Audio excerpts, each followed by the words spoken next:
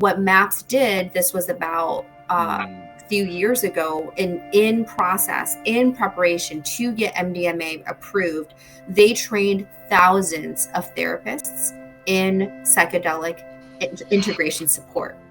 If you have a client or a friend or a neighbor or a sibling who took psychedelics and now they're kind of like, you're like, ooh, they seem a little different. Could be good, could be alarming. We have zero judgment. That, I would say, if anything, anyone walks away with what SPAN is about, we have no judgment. We have information. We will give you information with no judgment whatsoever. You ask, we give it to you. And that you're able to kind of pluck those seedlings out and then plant them so that they can blossom in your life, without sounding super cheesy at that analogy. But that's what integration is.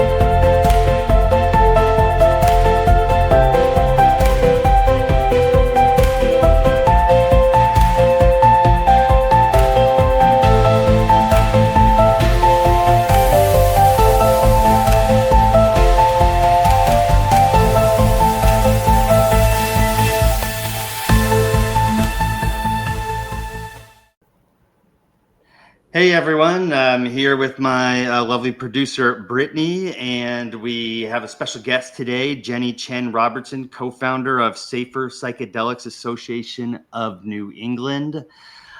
Jenny, how are you today? I'm doing so great. Thank you for having me. How are you? I am great, and you're welcome. Thank you for coming on the show. I feel like we've had this kind of set up for like 3 months now, haven't we? It's been a while. It's been a busy summer. Yeah. Yeah. Good. But we've both been doing stuff. We've all been doing things. That's great. Exactly. And I remember a few weeks ago, I looked on the counter. I was like, "Who's Jenny?" And he's like, Brittany's like, "Oh, it's from SPAN that Adam told you." But I was like, "Oh yeah, because I've been looking forward to talking to you, because we talk a lot on the show about psychedelics, and I don't know if the Wild West is the right word, because it's definitely not the Wild West, but there's a lot more like bad resources than good resources. I think that's just my perception.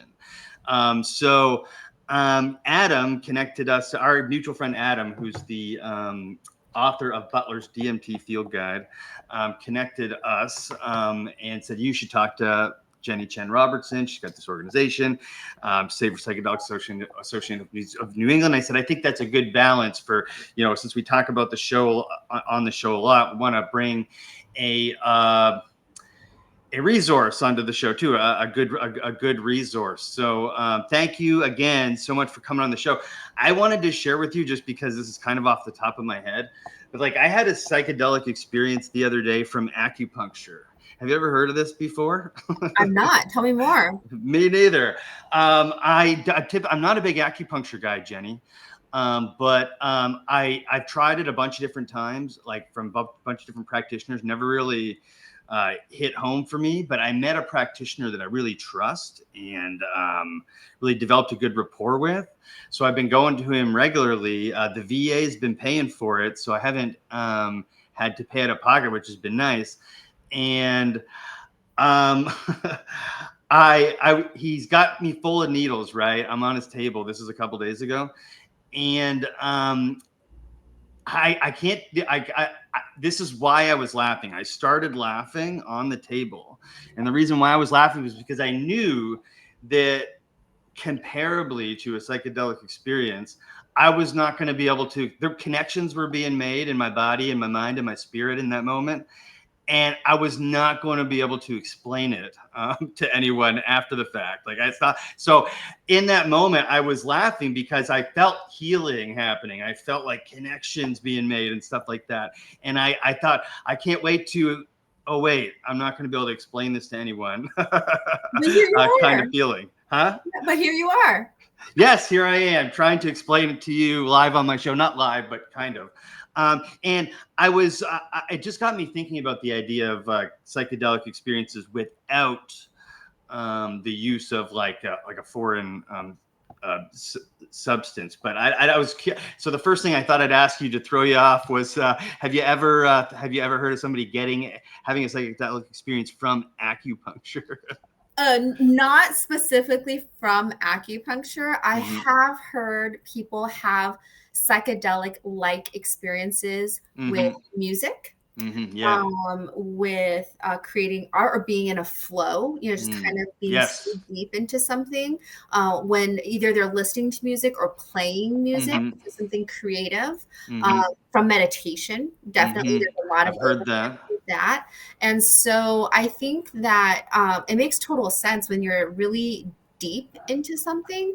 I can totally see the overlap of between a psychedelic or a psychedelic experience being in a non-substance altered space, but still being somewhat maybe altered. Yeah, I like how you use the word psychedelic because it wasn't quite like being on psilocybin or something like that, but it was like a deep state of like connection within myself. That's the best way I can describe it. That's beautiful. Yeah, it really was. It really was. I really needed it, and I was like, I laughed like a maniac too. It was wild. And the practitioner just let me do it. Hopefully nobody was in the waiting room. And then I said, why did you not ask me what was so funny? And he was like, because I knew that was between you and the universe. And I was like, okay. Wise man. Wise. Yeah. Yeah. So, and I've heard of people like being able to sort of quote unquote, for lack of a better phrase, get there from breathing and stuff like that. Have you heard of that? Yeah, definitely. Breathing, meditation, breath work, the Groff method is one of those methods of breath work that can take someone to a psychedelic or some people say, psychedelic in and of itself state just through breath work.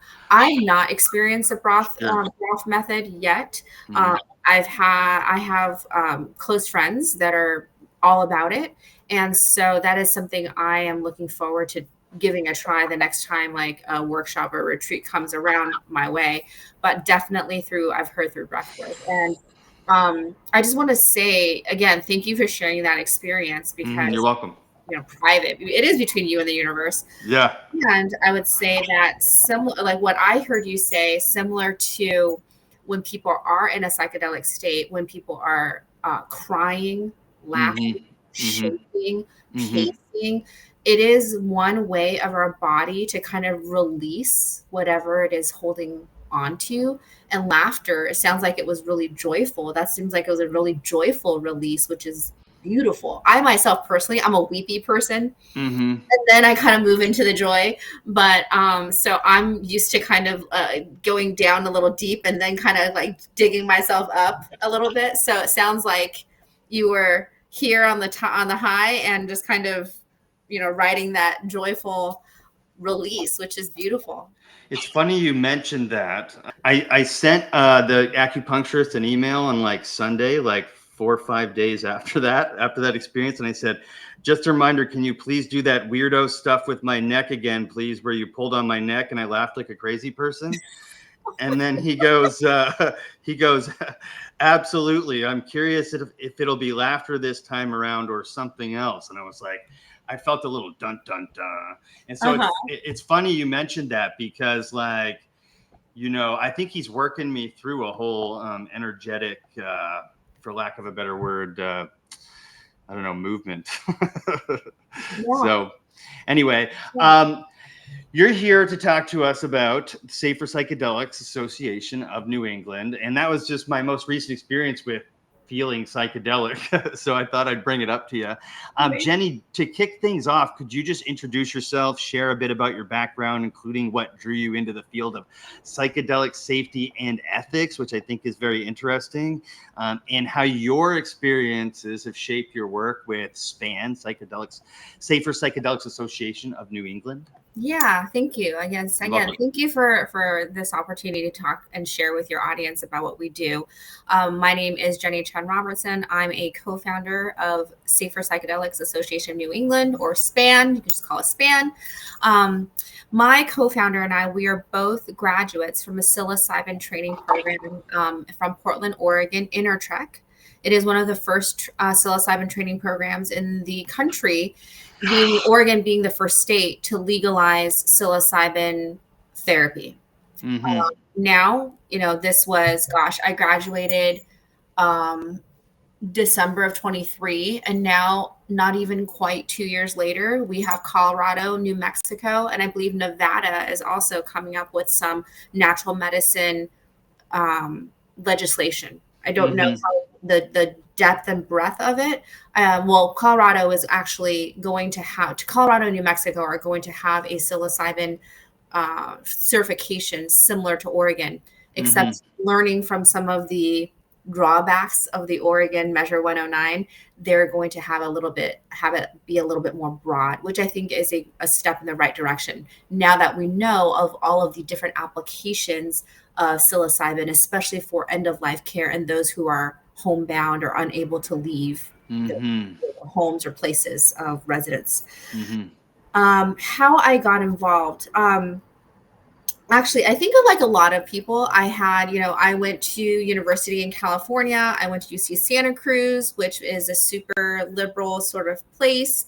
I had some great undergraduate experiences with psychedelics, and I kind of thought, I'm young, I'm in college, right?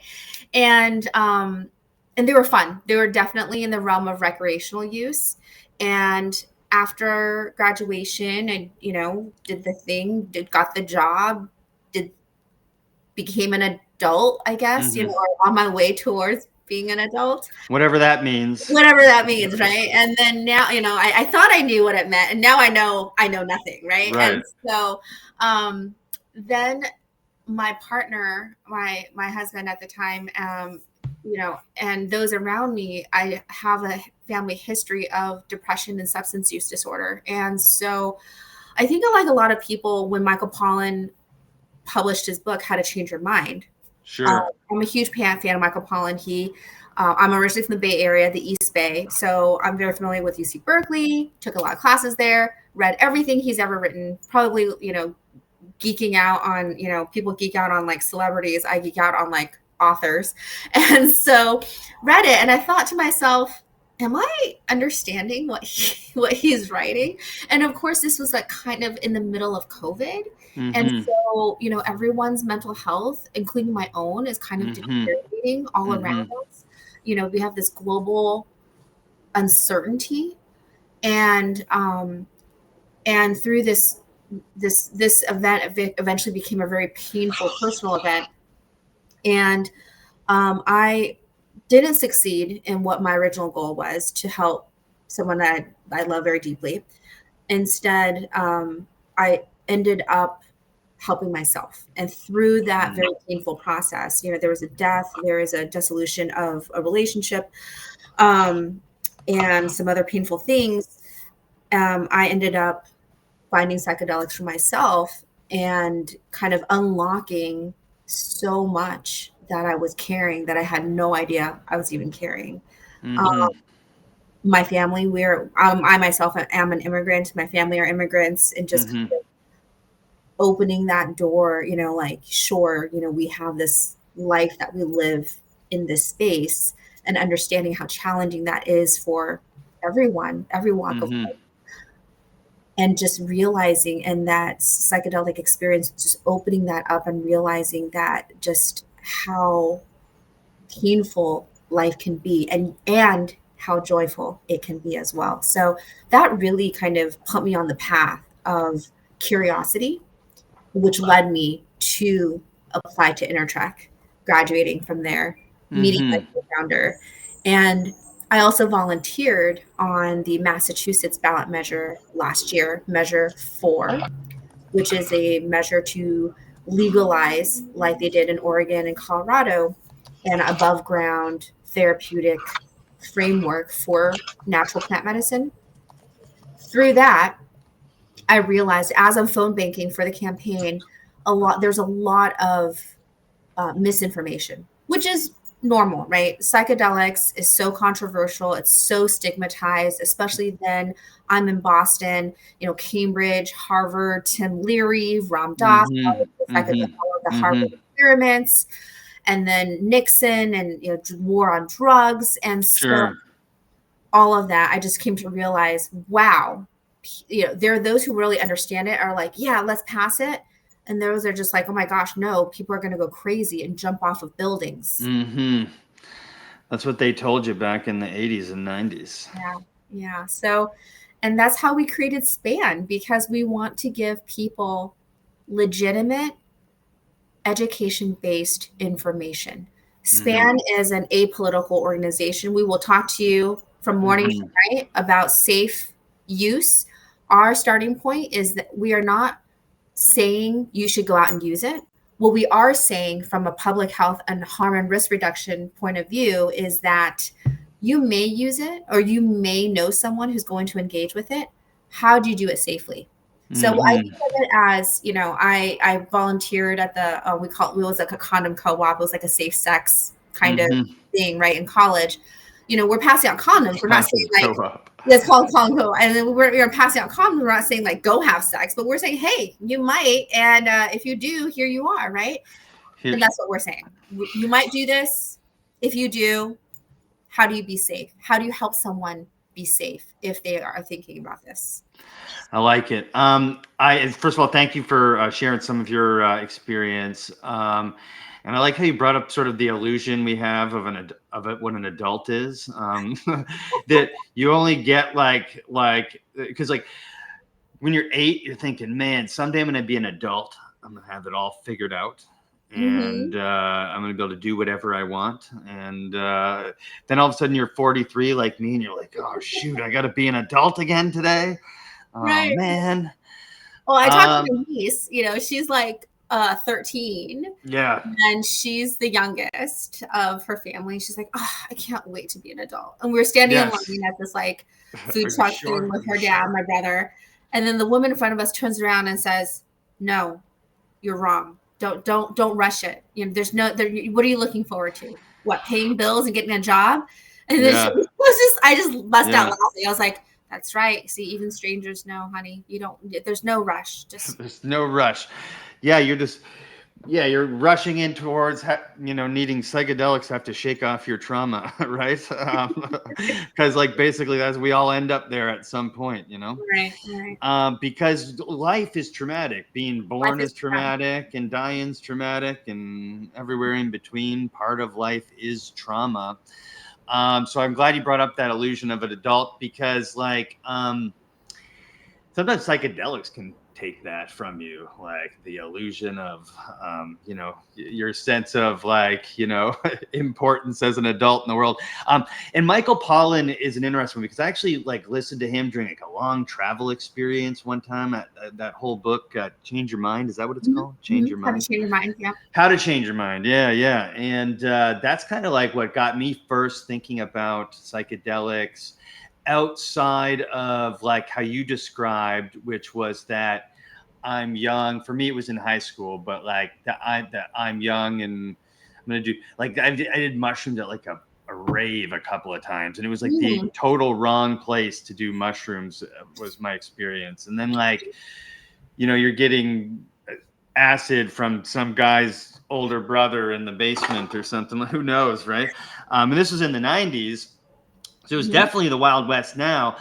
Would you categorize now as the Wild West? It's more like the Industrial Revolution or something, right? It's we're almost there. We're getting there. We're halfway there, maybe. Yeah, I mean, well, first of all, I think there are it is really exciting and really interesting, because there are a lot of really established companies and organizations getting into the psychedelic space. The other day, I was just reading an article about how AbbVie, which is a big pharmaceutical company, bought the psilocybin product, right? There are countless number, psilocybin being, if you go to clinicaltrials.gov, psilocybin being one of the top researched psychedelic substances right now. We use the word substances at SPAN because we don't want to use drug because that's a little negative. And we on also purpose. we want to be as apolitical, as neutral as possible. So we use the word substances. So you'll hear me say that. Sure. And MDMA is also being used in clinical trials right now to research fibromyalgia and IBS at MGH, the Mass General Hospital here in Boston. Huge. The veterans, the VA is starting to research MDMA as well for PTSD, which we know from the MAPS, which is the Multidisciplinary Association of Psychedelic Studies. They're the largest psychedelic organization out there. What I think with the kind of the notoriety, they've recently failed to get MDMA passed for PTSD. The FDA citing some flaws with their research study, which were legitimate. It was still a huge kind of setback in the space. So I would say there is kind of this spectrum of really established companies doing a lot of great research, and then some small startups starting microdosing. In certain places you could just buy microdoses legally, right? And they'll just send it to you. I was recently contacted by a clinical trial organization because I had expressed interest in the past. They're testing a psychedelic substance now, undisclosed what it is, and to kind of understand how it reacts with different receptors. We know that psychedelics, especially psilocin and psilocybin, which is the active ingredient in magic mushrooms, can quiet what's called the default mode network, which is kind of, for lack of a better term, our egos. It's where the overthinking part, the overanalytical part. Also great because without an ego, I wouldn't get up this morning, feed myself, and get dressed. And talk to you here, right? Sure. It's when that ego kind of dominates and the rumination, the future anxiety that results, and from the experiences that we've collected over the course of our life. And so when you can quiet that down a little bit, that actually, it's like meditation. It can give us a little space. Yeah. That space is, so I'm a combat veteran, right? And I'm also a mental health practitioner. And so I teach a lot of meditation, and I practice regularly. And it's one of those things where, for example, one thing you learn about me, Jenny, is I'm very honest. Okay, so I'm honest about everything. Yeah, look at Brittany shaking her head. Yes, Brittany's thinking, oh, that's Brittany's cue for just like, oh God, what is he going to say next? But I'm very honest, and actually about this time last year, right around September, October last year, I started ordering psilocybin in microdoses from a company in Canada, and they were literally just mailing it to my house. So for a couple months, I messed around with the psilocybin. This is really the only time I played around with it since high school. And I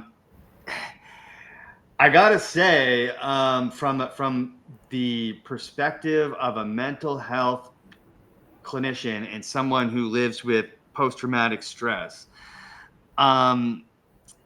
it was very beneficial. Wow. And this, like I'm a, I know that like I'm supposed, you really can't just do mushrooms and then say, okay, I'm healed. There's got to be a clinical application here, which I was able to kind of do myself through my own meditation and some journaling and stuff like that. But there's two things that I'm getting at here. One, I'm ordering psilocybin from Canada, and they're sending it across the border to me in Georgia.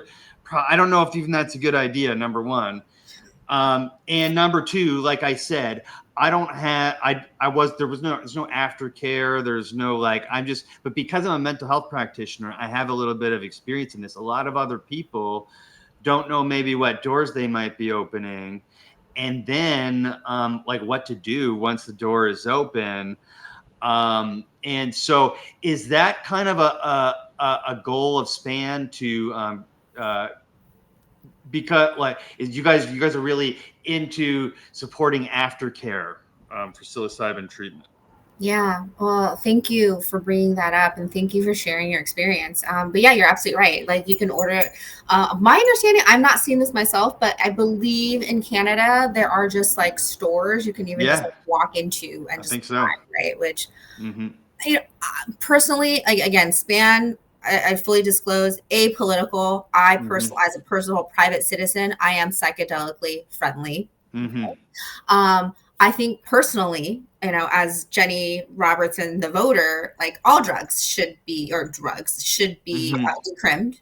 And you know, for just because we're punishing people, like it's just poor policy implemented, right? When I think so that's a too. different podcast, it's a different episode. So thank you for sharing that. And you also bring up, it sounds like to me, what I heard you say is that you did a lot of integration, which is a fancy word that we use now, like I mean, it's not even a fancy word, it's just a word, and what it means in psychedelics is taking like insights and having daily practices to bring it into your life. You were able to journal. Maybe you had a thought about whatever, maybe you're conflict or whatever, maybe a new idea for work, for your podcast. You want to change things up a little bit, whatever it is, right? And that you were able to kind of pluck those seedlings out and then plant them so that they can blossom in your life, you know, without sounding super cheesy at that analogy. But that's what integration is. Integration also, you also highlight something super important, is that at SPAN, we encourage safe, harm, and risk reduced use. What that also includes is having community. We know for indigenous cultures, right? So this is not new medicine. This is medicine that's been in many cultures for thousands of years and different lineages. There's ayahuasca in South America, where I actually know people who take a little bit of ayahuasca as a rite of passage with their grandparents, typically their grandmother. Sweet. And they sit throughout the night. Their grandparent watches over them, makes sure that they're okay, you know, because there is some kind of purgative aspects of, you know, ayahuasca. And it's kind of like having a bar mitzvah. I've never had a bar mitzvah. I don't know, but I'm from outside looking in. Maybe that's kind of it's what a rite of passage, though. Right. Or you know, I was part of a friend's quinceañera, so you know, kind of a rite of passage. And so I think that's beautiful, right? And so what that is community. And so to have people that you can talk openly and freely about it, and to just accept and understand your experience as yours, not to be prescriptive to you in any way, and just to hold that space for you. And so we know that integration is key to the therapeutic and personal growth aspect of psychedelic engagement. Man, that's the greatest idea ever.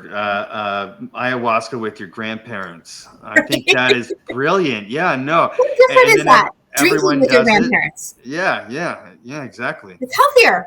Yeah. But it's also like if it's treated as sort of like an rite of passage experience, like, and they're going through it at one stage in their life, and you're going through it at a different stage in your life. What a beautiful way to connect. So many lessons to probably be learned there. I think that's the best idea. I really do. Yeah. Who does Safer Psychedelic Association of New England, like? Who do you look to serve? Like, who's the audience? Yeah, great question. Thank you.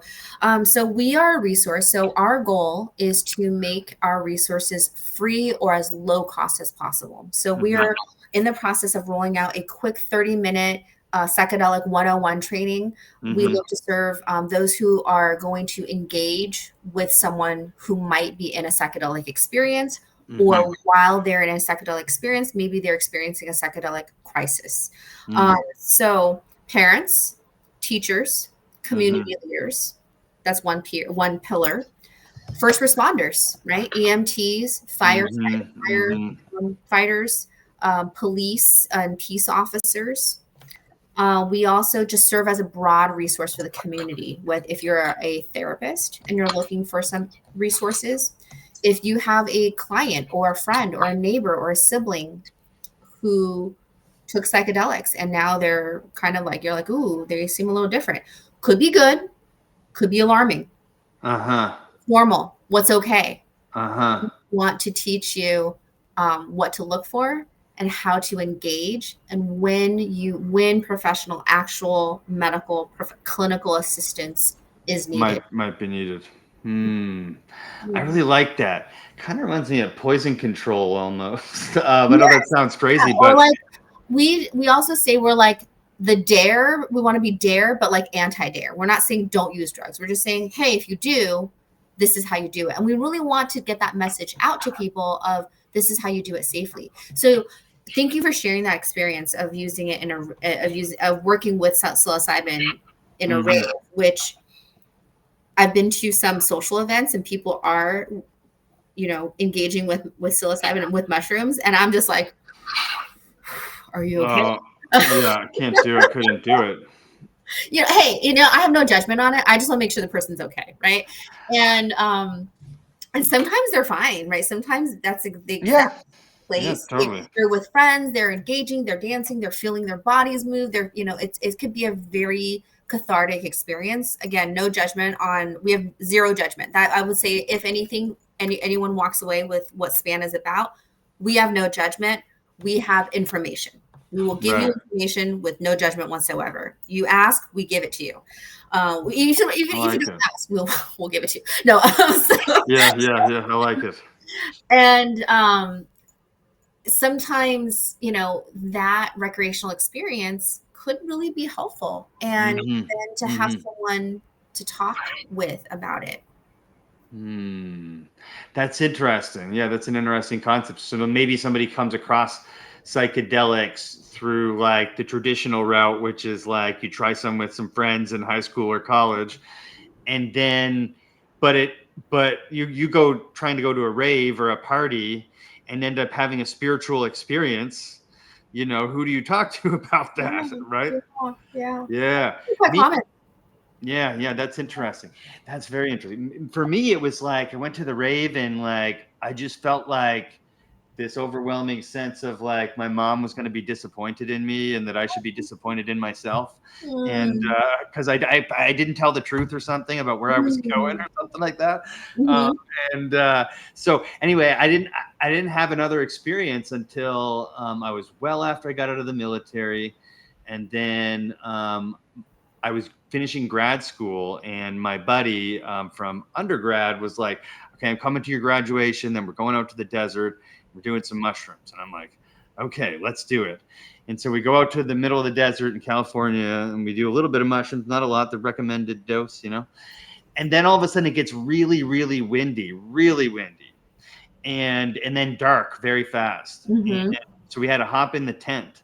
And then me and my buddy are just in there in the tent, like, and the wind is like shaking the tent like this. It's like rattling the tent. We just had to stare at each other on mushrooms all night. So I never really had a great experience with mushrooms. And at this time I was going through, my training, my clinical mental health training out in California. And this is in 2015. So this is sort of the beginning of kind of the psychedelic trial, testing it Yeah. out medically Resurgence. and researching revolution. And I didn't get it, and so I just associated it as this I don't know, party thing, or like whatever. But I just, for me personally, didn't get it until when I tried out the microdosing, and because I've basically treated like my own like personal trauma, like pretty much every other possible way. And then I developed a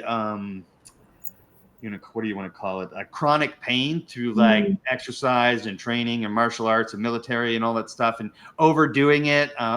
And I started to really notice if I paid attention and was very intentional and thoughtful about like every time I used it, and I would do my breathing exercises I'm supposed to be doing and my stretches and my exercises, I was making, and this is for, I'm probably choosing the language I have, but I was making neurological connections that I wasn't able to make doing the same stretches and the same breathing for my pain. That and so I was like, hey, this is great. But right around the same time, I had like some other, which I won't get into, medical issue pop up mm, that I thought was possibly being caused by the mushroom. So I stopped mm, mhm, completely mhm, using them. And then I just thought to myself, like, I wish, um, there was like a safe like way to experience this without having to jump through a bunch of hoops or feel like I'm breaking the law. mhm, Um, you know, and I reached out to a friend of mine. He's been on the show. He's a former Navy SEAL turned mental health counselor. He went to the same grad school I did, and he sent me for all from all I as much as I can tell, a really great program that does psychedelic, um,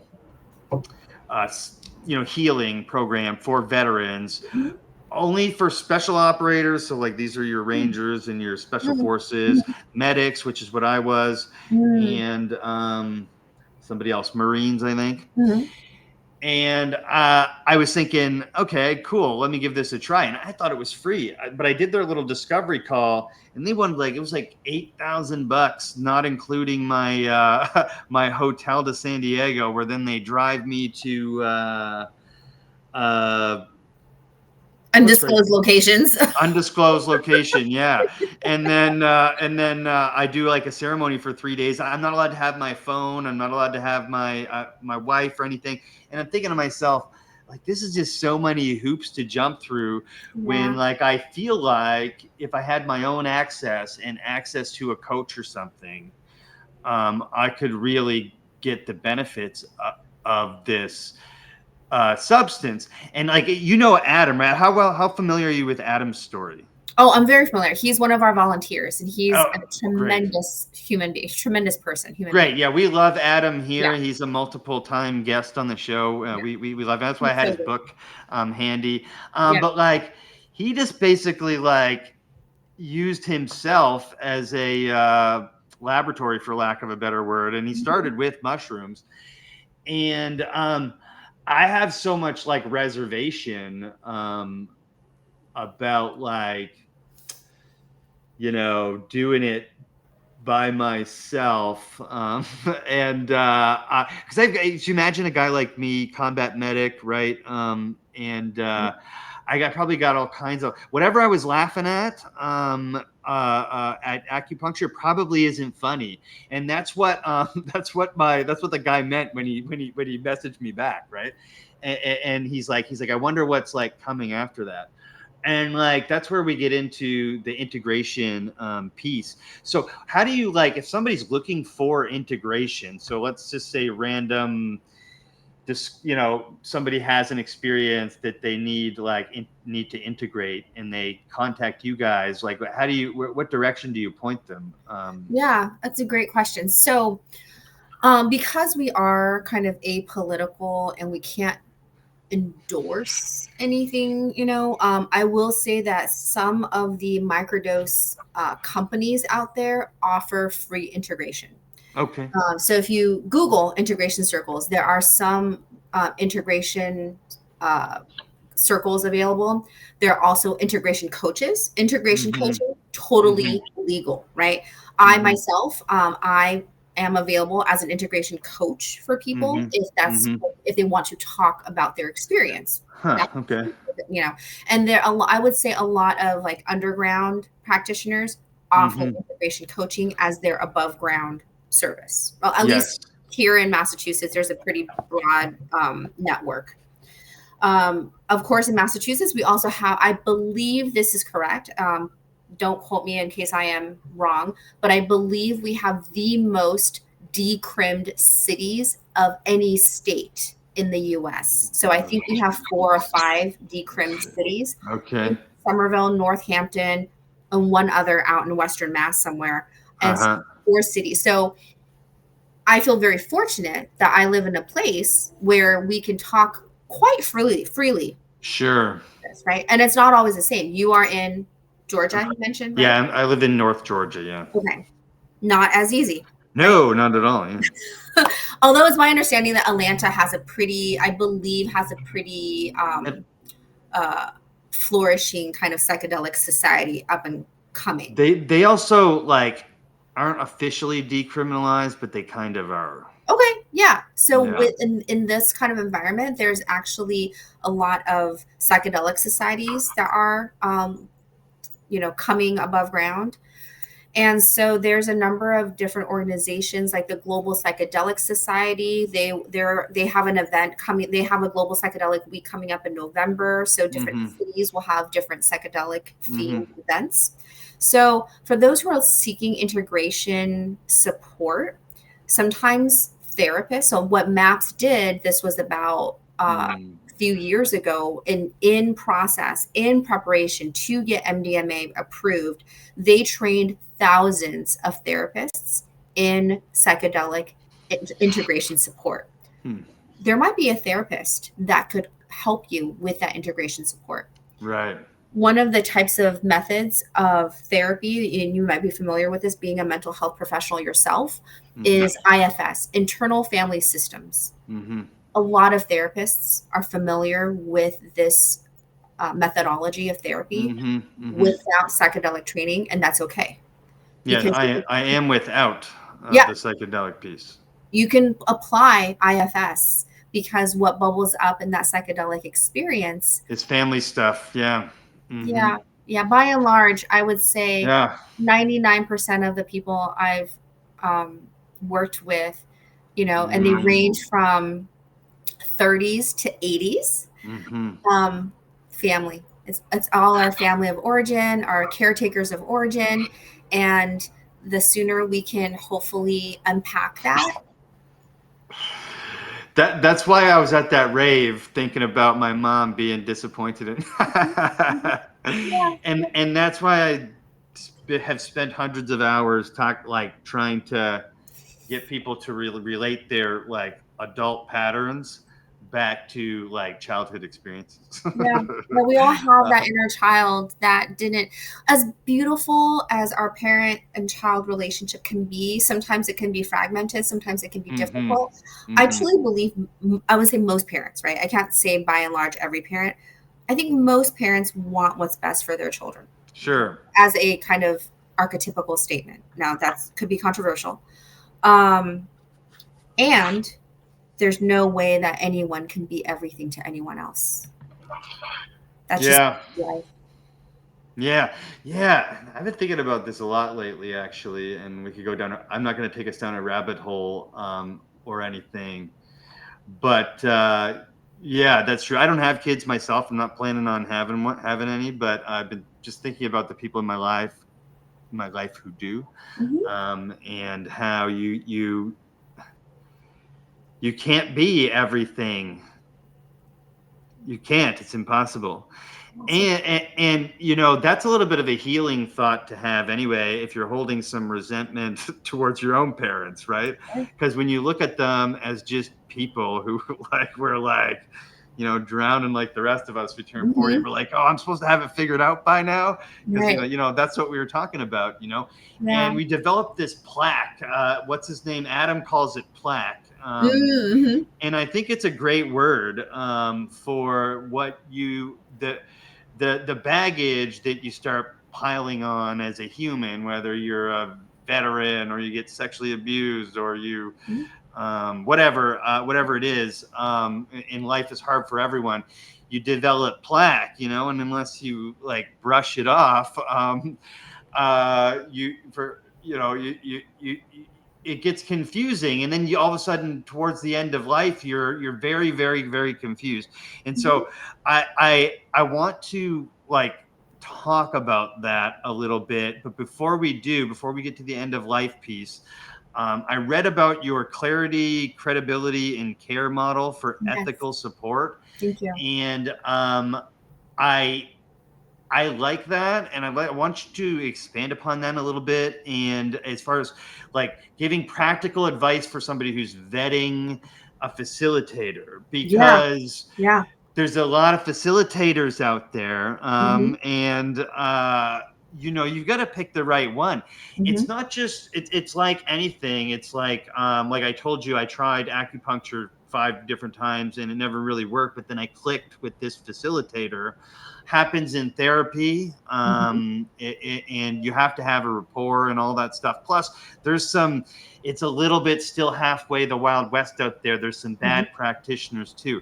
So how do you vet a facilitator? Yeah, great question. So I wanted to I want to answer this question because it is a great question. I also want to go back to your earlier scenario of you're saying that you were kind of scared to work with someone. And I just wanted to talk about that a little bit. And thank you again for sharing that, because that is something that I think a lot of people do struggle with. So I myself, I like Adam, I think perhaps he and I are of the same vein. We have this rebellious part of us. I treated myself like a little white mouse. Microdose. I created this whole worksheet thing in my like Google Sheets. I was recording. I have data on myself for That's awesome. 3 years. It's like, who do I think I am? Right? Like, no one cares. No, I'm scared. But however, I wanted to understand this because it helped me so deeply that if I could replicate this, or at least be a resource for people to come and even talk to about this, not even provide any kind of coaching or anything, but just simply, hey, if you have a question, I'm available to help you sort through it, right? And so ultimately what I discovered after this like lengthy experiment of, N of 1, me here, I ended up working with a facilitator, which brings us to how do you find the right one? Being that a lot of this work is still underground, gray, or black market, right? We are different landscape from 2 years ago. If anyone wants to work with a facilitator, they can go to Oregon. They can fly, go to Oregon. They don't even have to travel international. So you also mentioned that there's veterans organization. There's organizations that work with veterans. I do want to say a Heroic Hearts Project is a great. I'd be shocked to know if they're that expensive, but they might be. I don't know. I'm not a veteran. No, that's not it. That's not it. I know that they do great work with veterans. One of my advisory board members, Sarko Jajarian, he is a police officer in Winthrop, Massachusetts. He is also, he got special dispensation to go through the MAPS protocols. And going through that protocol, he did take a dose of MDMA, which was fully sanctioned by his captain. He is also a therapist, a mental health professional, went back to school and became a therapist. And he is starting an organization to help first responders who have secondary trauma, from dealing with death, from dealing with violence, right? Shootings and etc. Violent trauma situations. All of these can result in secondary trauma to help these people. First degree trauma. Yeah. I mean, well, the person experiencing it first, and then you're helping that person, right? So you, even as a therapist, can experience second trauma. And so he's starting a nonprofit to help first responders get access to medicine in a low cost way and to get resources. So there are organizations out there who are helping people who need it to get access. You can also fly overseas, go to Mexico. Well, I myself went to an overseas retreat. It was not $8,000, God forbid. It was a week, and it was actually quite affordable for what it was, because everything was included. Several ceremonies, safe, had a doctor on hand, et cetera, right? So there are ways to access. I want to say that. Now, for domestic, if you don't desire to go to Oregon or Colorado, how do you vet a facilitator? Most facilitators, because of the underground nature, it is underground work. You want to hopefully interview more than one. You want to do it from a place of groundedness, not of desperation, because desperation leads faulty decision making and a lot of bad decisions. And people to take advantage of you too. Sure, yeah. You want to see if that facilitator, what kind of training they have, what safety plan they have. Do they do a health assessment with you? Are they keeping up to date with the research? Do they have ongoing support? Are they a resource to you outside of this experience of the journey, right? Of the trip, whatever you want to call it. Yeah. Do they have experience with the medicine? So ketamine is a great example. Ketamine, federally legal for off-label depression, anxiety use in children as young, or I shouldn't say children, in people as young as 15, right? Young adults. Kind of questionable. I mean, on the one hand, I think it's great because suicidality and suicide ideation is a huge problem. We are living in a culture of mass disconnection. People are suffering. On the one hand, ketamine, you yourself as a combat veteran, you know, great for a number of applications and high addiction profile, right? So,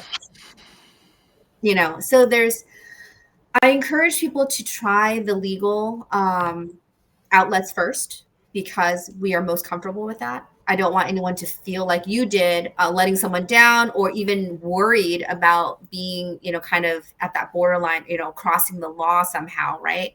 Endangering their job, endangering benefits, whatever might happen. And also try to explore, all options. But I point out the legal paths first. Ketamine is totally legal. Places like Oregon, Colorado, totally legal. You can also overseas, and there are reasonably priced overseas options as well. Yeah, that's a good answer. Sometimes I ask convoluted questions, and you literally hit everything. I appreciate that. Last thing I want to ask you in your article, the psychedelic safety, the art and ethics, you talked about going to a residence psychiatric clinic in Taipei. Why did you how did that happen? How did that come about? Yeah, thanks for asking. So my mom lives in Taipei. I happened to be there for something else. And there is a psychedelic movement in Asia. The new model for psychedelics is a therapeutic use, especially trauma, PTSD, anxiety, and in certain, we know that suicide is very high in Japan, right? Certain cultures, I think, just development has, no one's responsible per se, for whatever reason. Suicidality is actually higher. Yeah. And so Resonance Psychiatric Clinic is a ketamine clinic. So they also provide ketamine services as a last line of defense against suicidal ideation. Very effective. One of the founders of the clinic there is a connection of mine through the Asian Psychedelic Society, Asian Psychedelic Collective, and asked me to talk about harm reduction. Because there is such an anti-drug mentality, drug in Asia. Just say no is kind of the policy, and we know that doesn't work. And so he asked me to provide some harm and risk reduction to talk about it from a public safety standpoint, similar to a needle exchange, condom, handing out condoms, et cetera, right? Public health. Interesting. So it just kind of worked out. Yeah. That's cool. Well, before we go, I do have one last thing I'd like to share with your Yeah, audience. please. Okay. If this comes out in time, I just want to share that SPAN will be providing harm and risk reduction services at Granite Burn, which is a local regional burn in New Hampshire. That's happening September 26th through the 29th. So I don't know when this episode's going to come out, but if it comes out in time, we want to share with people that we're providing training and sanctuary there for people who might be having difficult experiences. And so that's an example of the types of services that we also provide, like a local Zendo project, if you will, but just providing that kind of safe space and that container for people to explore and be safe. Very cool. We'll get it out before then. I'll get it out to you within the week or so. But we'll get it out before then. I remembered what I was going to say. Yeah. So one of the things I wanted to talk to you about that we don't have time to talk about today, which I was hoping to invite you on and maybe we could do a whole episode about, is something that I think is one of the best applications for safe psychedelic use.